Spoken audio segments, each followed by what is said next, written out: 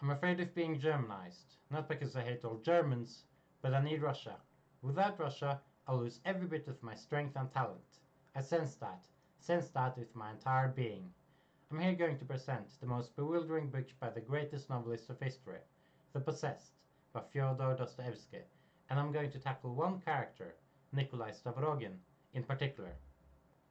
So, The Possessed can largely be thought of as an analysis of the development of ideological thought in 18th century Russia.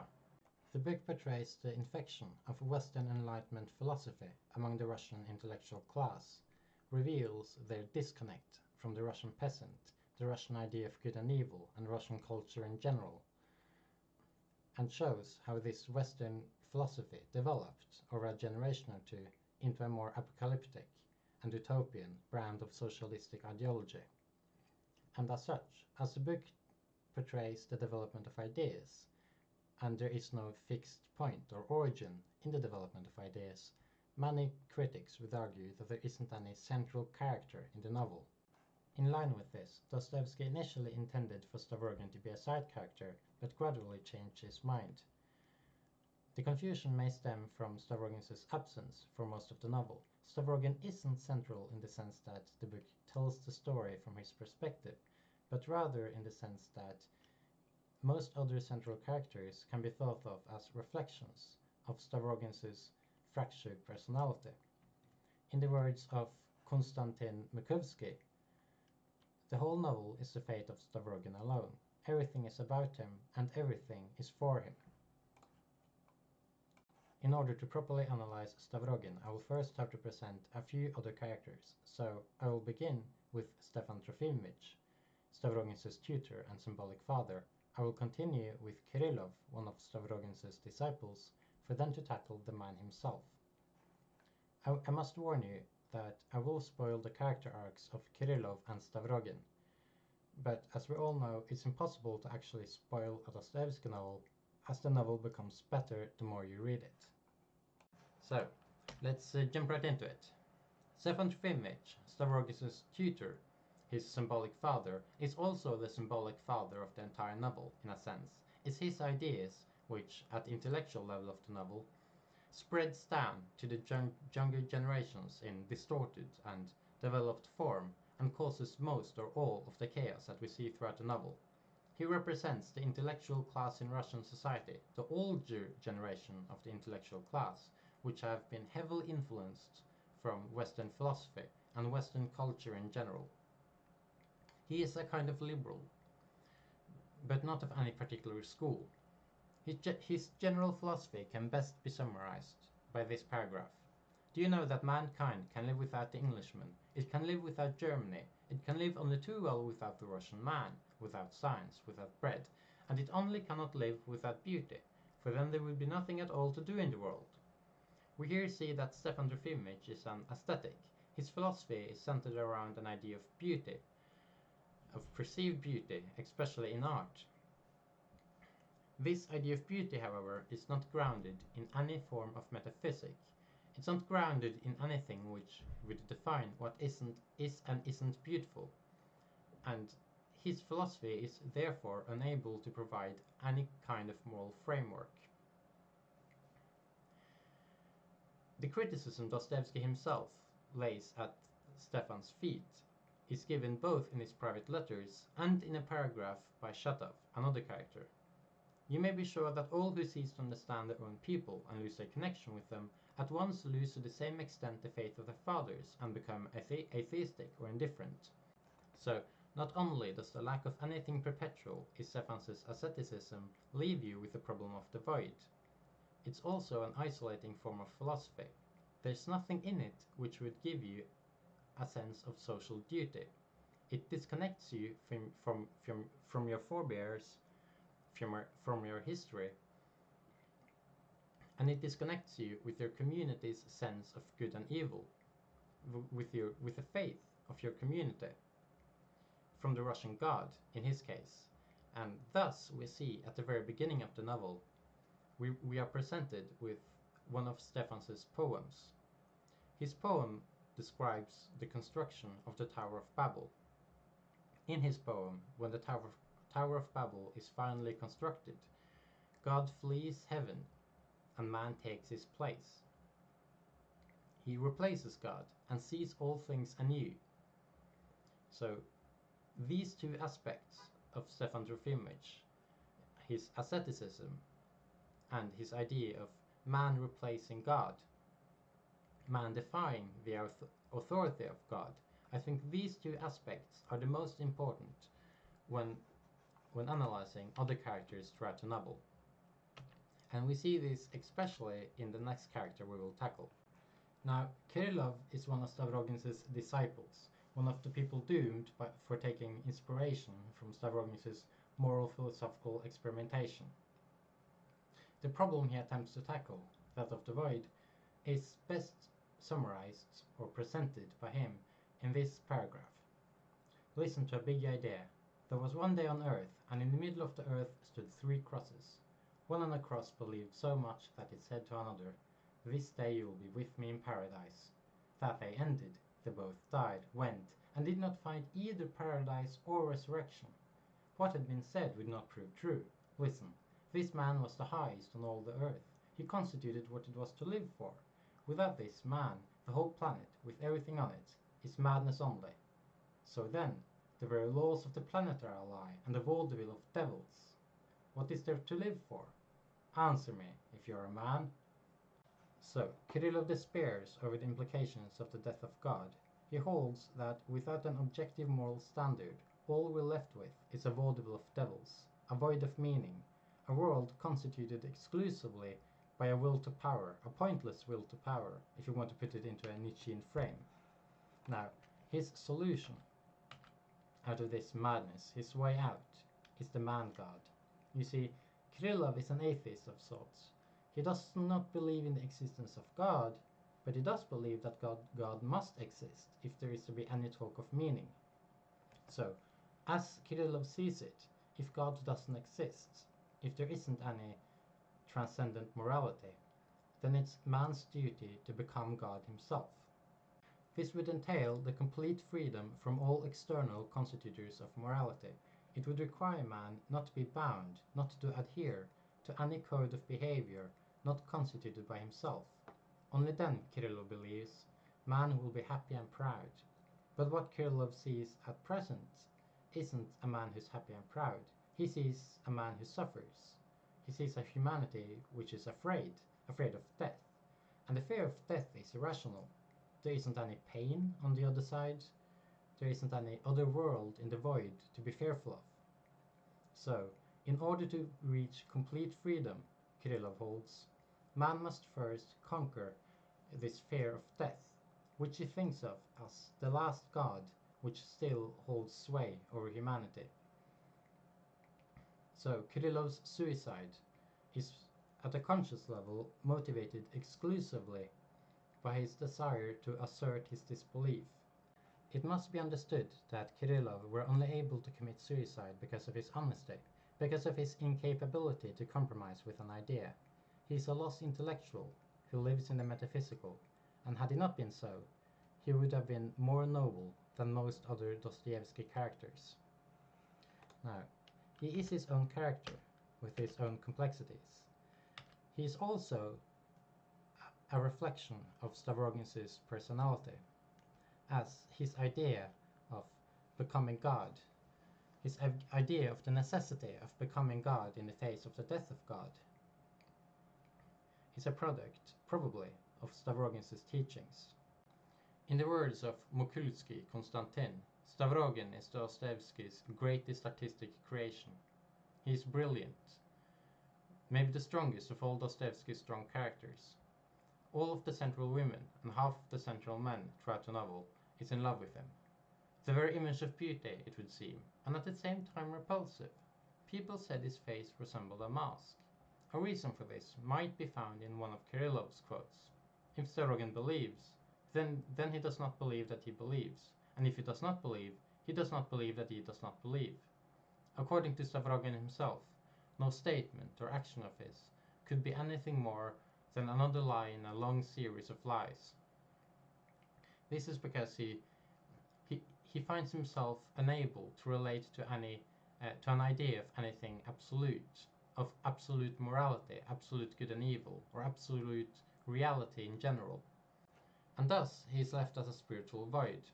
As Stavrogin were the pupil of Stefan Trofimовich, he can be thought of as the product of the aesthetic and liberal lifestyle and philosophy. In addition, he is also presented as a sort of brother to Stefan, as Stefan himself were described as a son to Stavrogin's mother. Stefan and Stavrogin are therefore shadow brothers of each other, and Stavrogin is thus both a product and the shadow of the liberal and aesthetic philosophy. And as an aesthetic, or a sort of aesthetic, it's not precisely that he doesn't believe in beauty, but rather that he doesn't see any distinction in beauty between an obscene action, a brutal action, and self-sacrifice. He finds identical beauty in both extremes, and as a consequence of his inability to believe in anything absolute, we find him in constant search of God. His philosophical search is undergone in a rationalistic and intellectual manner, and culminates with two contradictory beliefs in particular, one being presented through Kirillov, being a belief in the necessity of man to transcend and become God himself. The other idea being a belief in the necessity of the Russian God, a belief in the necessity of Christ. Now, when Stavrogin himself thought of these ideas, he probably only meant them as hypotheses.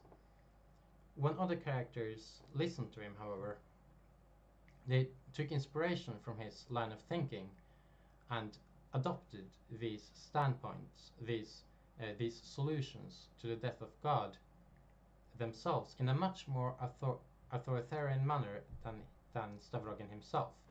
They believed in the products of Stavrogin's moral philosophical experimentation, whilst he himself only experimented. And as a part of his search, we also see him experimenting on the boundaries of morality through action. So when we hear of his backstory, we hear of rapes, duels, other murders.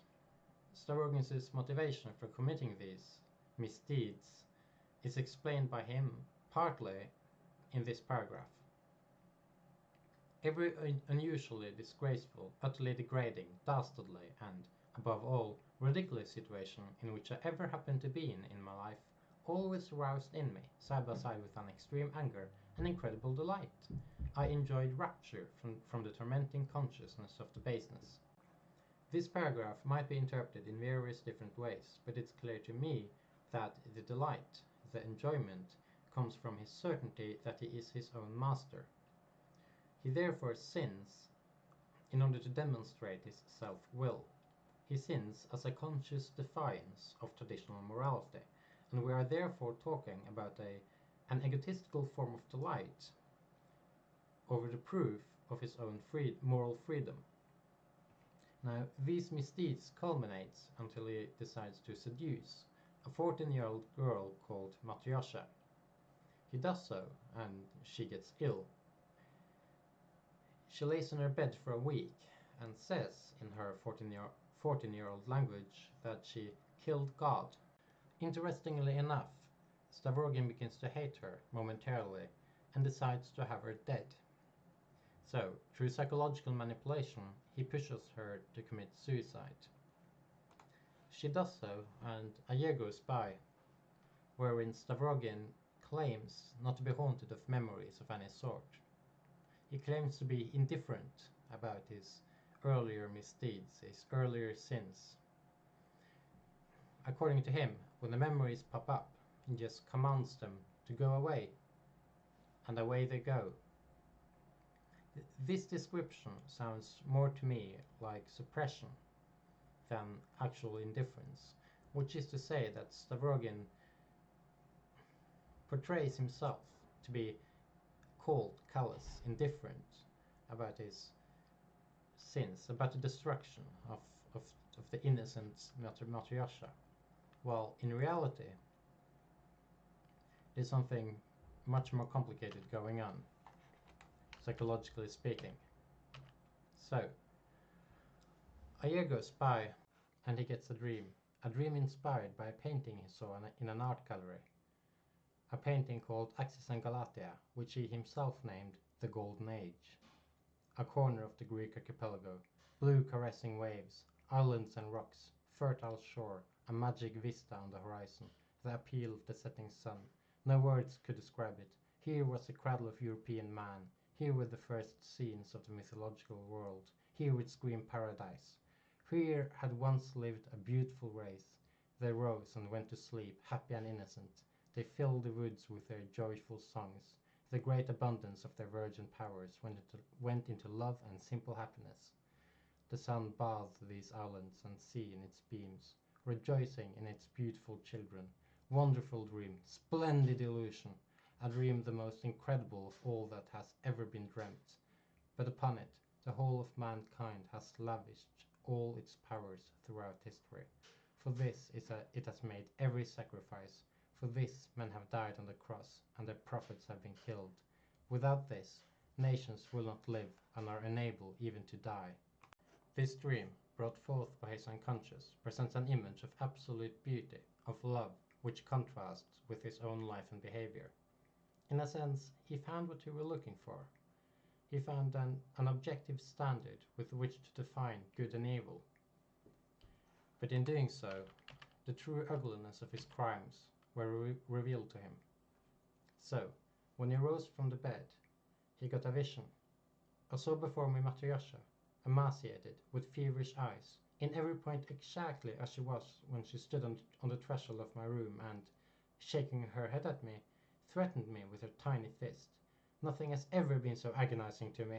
The pitiable despair of a helpless creature with an unformed mind, threatening me. With what? What could she do to me, O Lord? But blaming, of course, herself alone.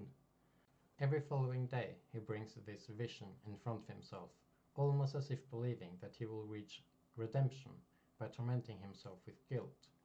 As this goes on, however, he seems to go mad.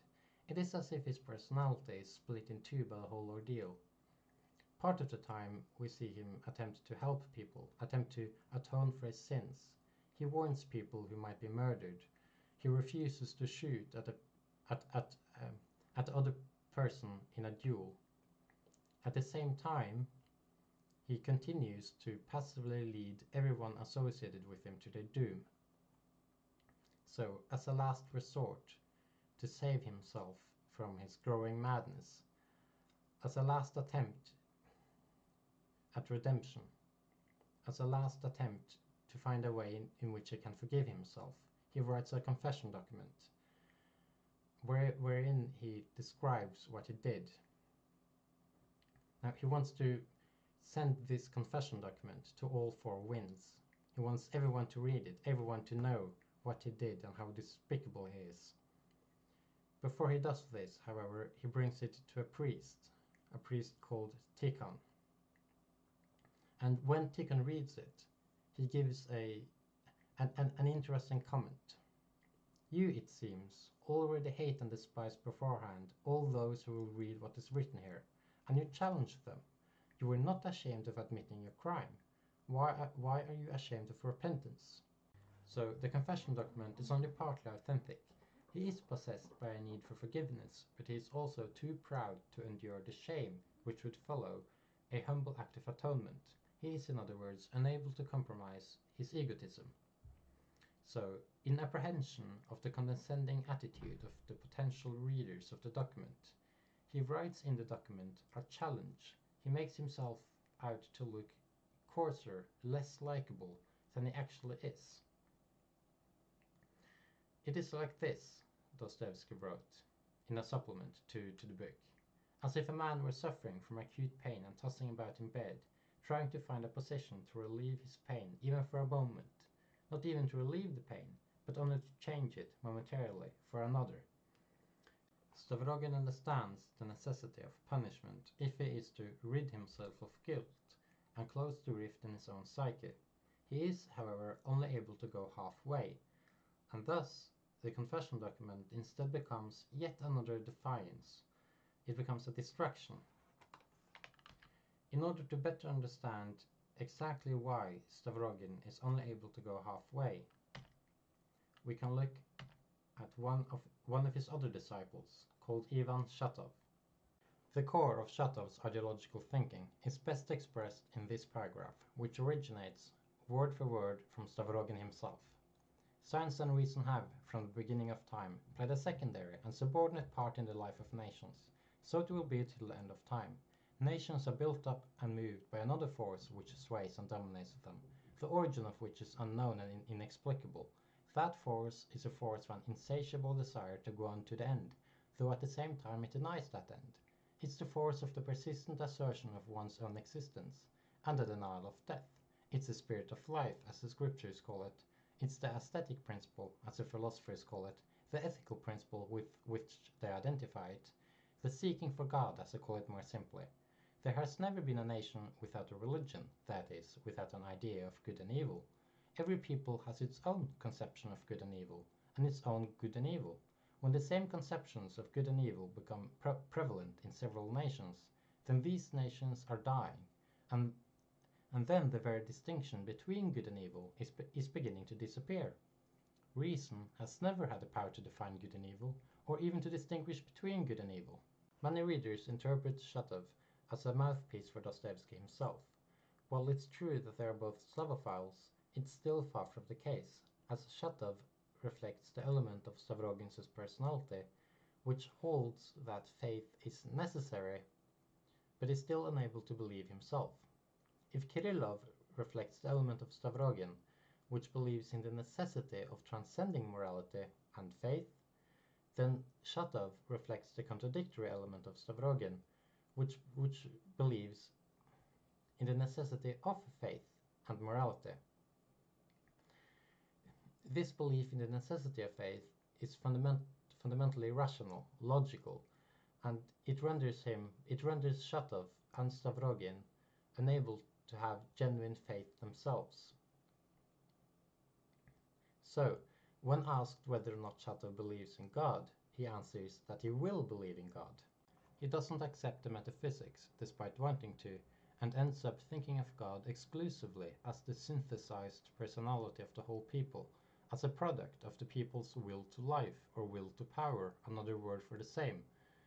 And in that sense, he raises the people up to divinity, as God is now made in man's image, not the other way around. Which is all to say that even though Shatov isn't a nihilist in the political sense, he is still a nihilist in the metaphysical sense, and this paradoxical ideology were transmitted to him by Stavrogin. So it does help us shed some further light upon Stavrogin's dilemma. No act of penance can be completely authentic on Stavrogin's part, as he is too intellectual to believe in the secondary world, in the objective immorality of what is done. It's not as simple as that either, though, as the dream planted in him a seed of genuine faith. But if that seed is to blossom, not only will he have to reconcile himself with the immorality of what is done, he will also have to conquer his egotism. If the confession document is to be published, not only will he face universal scorn, he will also have to endure pity and laughter. His mistreatment of Matryoshka is ugly enough to be thought of as ridiculous, and this Stavrogin simply do not possess the humility to endure. If he were to confess, then he would react to pity and contempt, with hate and anger. In addition, his plan of spreading the confession document everywhere and let everyone read it is in and of itself an act of self-aggrandizement. In the words of Tikhon, he stands before an impassable abyss, and is not strong enough in a spiritual sense to pass it, as there is no hope of redemption for him, and continued existence would only lead to the further spread of his destructive influence. Stavrogin decides to self-destruct. According to Stavrogin, suicide would imply greatness of soul, as such a final act would require one to fully commit to an idea, to a belief. And we find in his last words, "No one is to blame, I did it myself," an acceptance of responsibility. At the same time, his claim of responsibility is also a defiance of God as the ultimate judge or authority of life and death. He is taking the decision of whether or not he is to die or to live in his own hands. Even in his final act, Stavrogin manages to be paradoxically indifferent. And with this, the book ends. I would call this presentation a moral philosophical interpretation of Stavrogin's character based on his relationship with his tutor, symbolic father, Stefan Trofimovich. In addition, though, Stavrogin also has a mother, and the name of the girl he mistreated, Matryoshka, is derived from the Latin word for mother. Stavrogin also committed suicide where he knew that his mother would find him before anyone else did, which is to say that in addition to this moral philosophical interpretation of Stavrogin, you also have a purely psychoanalytical interpretation, which is just as interesting in every sense. I would say that it's Dostoevsky's ability to create these multidimensional characters which makes him such a brilliant artist, such a brilliant psychologist. And if any of you are interested in what my reflections were inspired by, then I would recommend all of you to check out some of these papers or YouTube videos by critics of Dostoevsky's work. And with that, the video ends, as I have nothing more to present.